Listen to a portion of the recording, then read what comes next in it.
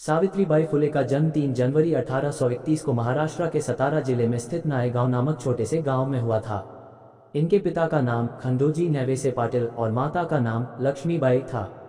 महज 9 वर्ष की अल्पायु में सावित्रीबाई फुले का विवाह ज्योतिबा फुले से हुआ था। उस समय ज्योतिबा फुले भी महज 13 वर्ष के थे। अपने विवाह के समय सावित्रीबाई फुले के पास कोई औपचारिक शिक्षा नहीं थी। वहीं ज्योतिबा फुले उस समय तीसरी कक्षा में पढ़ते थे। सावित्रीबाई फुले भारत की पहली महिला शिक्षिका थीं। उन्होंने विधवाओं को शिक्षा देकर सती प्रथा को खत्म करने का प्रयास किया। वे समकालीन भारत की अग्रणी महिला थीं। उन्होंने विधवाओं का विवाह करने का भी प्रयास किया। उन्होंने हमारे समाज में महत्वपूर्ण बदलाव किए। विधवाओं से पुनर्विवाह करने का उनका निर्णय उनके सबसे बुद्धिमानी भरे कदमों में से एक था। वे महिला शिक्षा को बढ़ावा देने के लिए काम करती हैं। उनके पति का नाम ज्योतिबा फुले था। वे शिक्षा के सुधारक थे। पहला महिला शिक्षक दिवस 3 जनवरी को पूरे देश में मनाया जाता है। सावित्रीबाई फुले महाराष्ट्र की एक कवयित्री, शिक्षिका और समाज सुधारक थीं। उन्होंने और उनके पति ने भारत और महाराष्ट्र में महिलाओं के अधिकारों के विस्तार में बड़ा योगदान दिया। भारत में नारीवादी आंदोलन की शुरुआत का श्रेय उन्हें ही जाता है। 1848 में सावित्रीबाई और उनके पति ने पुणे में विजयवाड़ा के पास पहले आधुनिक भारतीय लड़कियों के स्कूलों में से एक की स्थापना की। उन्होंने लोगों के खिलाफ जाति, लिंग और अन्य प्रकार के भेदभाव को खत्म करने के लिए काम किया।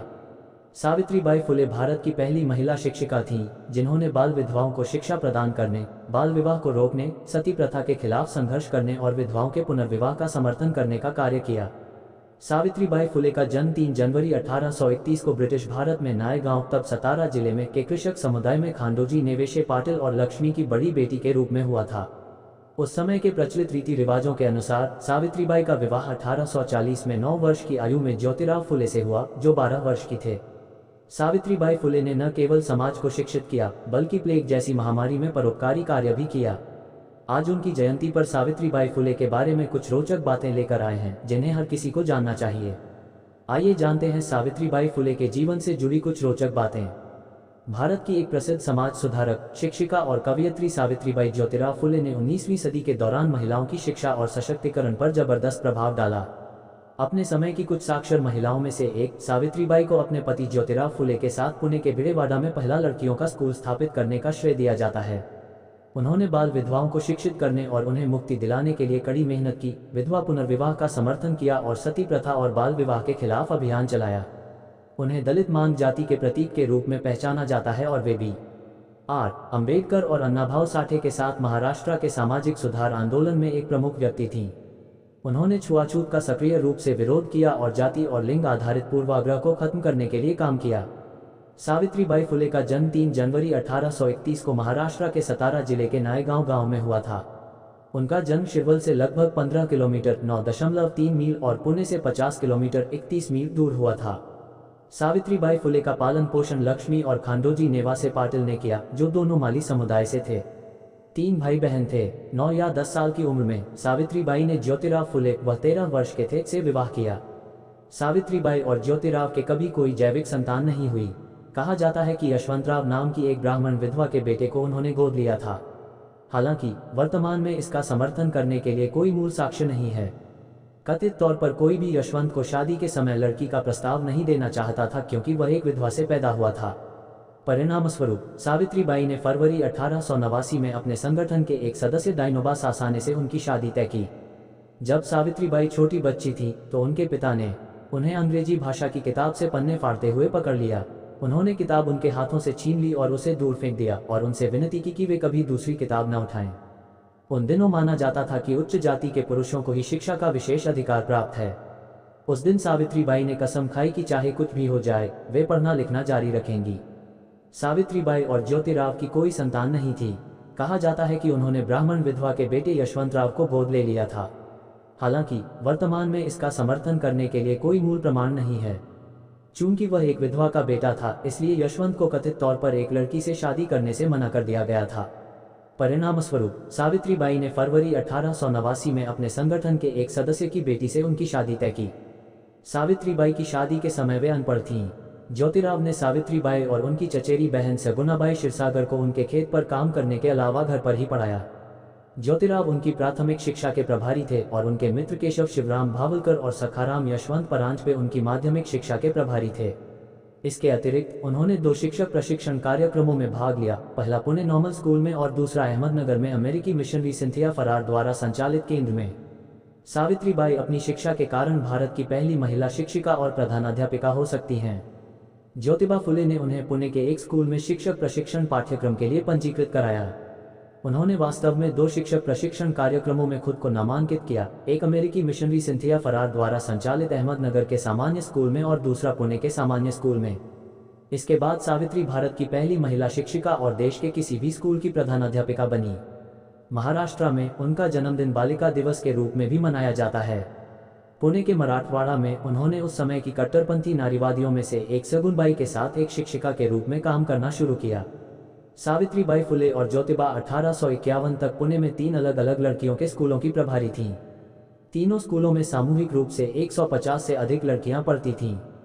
जब सावित्रीबाई फुले पढ़ाने के लिए अपने स्कूलों में जाती थीं, तो सख्त उच्च जाति के निवासी उन्हें पत्थर और गंदगी बेचते थे, जिससे उन्हें एक अतिरिक्त साड़ी ले जाने के लिए मजबूर होना पड़ता था। चूंकि फुले परिवार उत्पीड़ित माली जाति से था और इसके बावजूद शिक्षित था, इसलिए उन्हें अपने समुदाय के कुलीन ब्राह्मण वर्ग से परेशानी का सामना करना पड़ा। जब उन पर अंततः 1849 में मनुस्मृति और उसके ब्राह्मणवादी ग्रंथों के विरुद्ध शिक्षा देने का पाप करने का आरोप लगाया गया, तो उन्हें अपने पिता का घर छोड़ने के लिए मजबूर होना पड़ा। उन्होंने अपने पति के साथ कुल 18 स्कूल खोले, जहां उन्होंने विभिन्न जातियों के छात्रों को पढ़ाया। बलात्कार और गर्भवती पीड़ितों के लिए उन्होंने आगे बाल हत्या प्रतिबंधक गृह, एक देखभाल सुविधा खोली। सावित्रीबाई फुले ने अपने पति ज्योतिबा फुले से प्राथमिक शिक्षा प्राप्त की थी। इसके बाद उन्होंने 17 वर्ष की आयु में अपने पति महात्मा ज्योतिबा फुले के साथ मिलकर वर्ष 1848 में महाराष्ट्र के पुणे में बालिकाओं के लिए एक स्कूल खोला, जो लड़कियों के लिए देश का पहला स्कूल माना जाता है। फिर वर्ष 1951 के आसपास उन्होंने लड़कियों के लिए दूसरा स्कूल खोला। इसके साथ ही उन्होंने अशिक्षा, स्त्रियों के अधिकारों, छुआछूत, सती प्रथा व बाल विवाह जैसी कुरीतियों के खिलाफ आवाज उठाई। 19वीं शताब्दी के दौरान एक प्रमुख भारतीय समाज सुधारक, शिक्षिका और लेखिका सावित्रीबाई ज्योतिराव फुले ने महिलाओं की शिक्षा और सशक्तिकरण में महत्वपूर्ण भूमिका निभाई। सावित्रीबाई को अपने युग की निपुण महिलाओं में से एक माना जाता है। सावित्रीबाई फुले ने अपने पति ज्योतिराव फुले के साथ मिलकर महाराष्ट्र में पुणे के भिडेवाड़ा में प्राथमिक युवा महिला विद्यालय की स्थापना की थी। उन्होंने बाल विधवाओं को शिक्षित करने और मुक्त करने के अपने प्रयासों में बहुत प्रयास किया, बाल विवाह और सती प्रथा के खिलाफ लड़ाई लड़ी और विधवा पुनर्विवाह का समर्थन किया। सावित्रीबाई फुले को महाराष्ट्र में एक सामाजिक सुधारक के रूप में जाना जाता है। इसके अतिरिक्त उन्हें B.R. अम्बेडकर और अन्नाभाऊ साठे के सिद्धांतों के साथ दलित अधिकारों के प्रतिनिधि के रूप में भी माना जाता है। उन्हें सामाजिक परिवर्तन की प्रगति में प्रमुख खिलाड़ियों में से एक माना जाता है। अपनी शादी के बाद सावित्रीबाई ने अपनी औपचारिक शिक्षा शुरू की। ज्योतिराव फुले ने खुद अपनी पत्नी सावित्रीबाई फुले को पढ़ने के लिए प्रोत्साहित किया। ज्योतिराव ने अपने सभी धर्मार्थ प्रयासों में पूरे दिल से सावित्रीबाई का समर्थन किया। जब वह अपनी किशोरावस्था में थी, तब ज्योतिराव और सावित्रीबाई ने पुणे में युवा महिलाओं के लिए पहला स्थानीय प्रशासित स्कूल स्थापित किया। इसी दौरान उनकी दोस्ती उस्मान शेख और उनकी बहन फातिमा शेख से हुई, जिन्होंने इनको स्कूल शुरू करने के लिए जगह प्रदान की। हालांकि इस फैसले से उनके परिवार और पड़ोस दोनों उनके खिलाफ हो गए थे। सावित्रीबाई अंततः स्कूल की मुख्य शिक्षिका बनी। बाद में ज्योतिराव और सावित्रीबाई ने मांग और महार स्टेशनों से अछूत बच्चों के लिए स्कूल शुरू किए। 1852 में 3 सक्रिय फुले स्कूल थे। ब्रिटिश सरकार ने 16 नवंबर को फुले परिवार के शिक्षा के क्षेत्र में किए गए प्रयासों को मान्यता दी और सावित्रीबाई को प्रमुख शिक्षिका के रूप में चयनित किया। उन्होंने उस वर्ष महिला सेवा मंडल की भी शुरुआत की, जिसका उद्देश्य महिलाओं में उनके अधिकारों, बड़प्पन और अन्य सामाजिक मुद्दों के बारे में जागरूकता बढ़ाना था। विधवाओं के सिर मुंडवाने के कृत्य के खिलाफ जाने के लिए वह मुंबई और पुणे में नाई की हड़ताल शुरू करने में सफल रही। सावित्रीबाई फुले ने अपना संपूर्ण जीवन समाज सुधार और स्त्री शिक्षा के लिए समर्पित कर दिया था। वहीं सावित्रीबाई फुले की मृत्यु 10 मार्च 1897 को प्लेग के मरीजों की देखभाल करने के दौरान हुई थी, किंतु आज भी उन्हें उनके संघर्ष और योगदान के लिए याद किया जाता है। ज्योतिबा और सावित्रीबाई के माता पिता निसंतान थे। उनके दत्तक पुत्र यशवंत ने ब्यूबोनिक प्लेग से पीड़ित लोगों की सहायता के लिए एक क्लिनिक की स्थापना की। सावित्रीबाई फुले का निधन 10 मार्च 1897 को उसी बीमारी के कारण हुआ जो उन्हें पहले ही हो चुकी थी। यदि आप एक पुरुष को ज्ञान प्रदान करते हैं तो आप केवल एक व्यक्ति को शिक्षित करते हैं, लेकिन यदि आप एक महिला को शिक्षित करते हैं तो आप एक पूरे परिवार को शिक्षित करते हैं। यदि हम अपनी महिलाओं को अच्छी तरह से शिक्षित करते हैं तो हम इतिहास की दिशा बदल सकते हैं। शिक्षा सबसे शक्तिशाली हथियार है जिसका उपयोग आप दुनिया को बदलने के लिए कर सकते हैं। जिस महिला के पास अपना दिमाग है, उसका पति ऐसा होता है जो रखने लायक नहीं होता। यदि आप सोचना सीखना चाहते हैं तो किताबें पढ़ें। यदि आप अभिनय करना सीखना चाहते हैं तो अभिनय देखें। मेरा मानना है कि शिक्षा हर महिला की मुक्ति की कुंजी है। शिक्षा आपके दिमाग को खोलने की कुंजी है और यह आपको अपने जीवन में कुछ करने के लिए सशक्त बनाती है। शिक्षा ही आत्मनिर्भरता का एकमात्र मार्ग है। शिक्षा महान तुल्यकारक है और यह हमें हमारी गुफाओं से बाहर निकालेगी। अगर हम सावित्रीबाई फुले के कार्यों की बात करें तो उन्होंने लड़कियों के लिए महत्वपूर्ण योगदान दिया। फुले देश की पहली महिला शिक्षिका थीं। पुणे के भिड़ेवाड़ा मोहल्ले में सावित्रीबाई और उनके पति ने शहर का पहला स्वदेशी रूप से संचालित लड़कियों का स्कूल स्थापित किया। वह हमेशा लोगों को शिक्षित करने का प्रयास करती हैं। उनके पति ज्योतिबा फुले ने हमेशा उनका समर्थन और सहायता की है, लेकिन वह एक समाज सुधारक और शिक्षा के हिमायती भी थे।